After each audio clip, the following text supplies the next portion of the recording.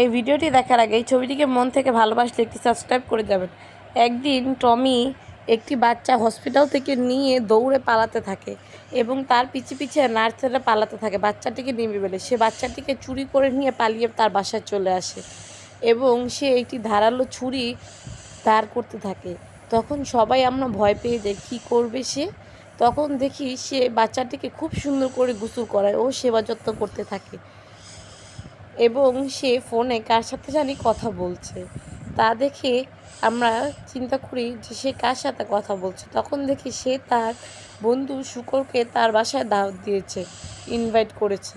তখন শুকর তার বাসায় ঘুরতে আসে এবং টমি সেই শুকরটিকে জোরে আঘাত করে মেরে ফেলে এবং তাকে মেরে তার চামড়া সুন্দর করে ছিলে তাকে দিয়ে সুন্দর করে কেটে টুকরো টুকরো করে তা সুন্দর করে রান্না করে সে শুকরটিকে বাচ্চাটিকে নিয়ে খুব সুন্দর করে মজা করে খাওয়াতে থাকে, কারণ সে বাচ্চাটিকে খুব ভালোবাসে।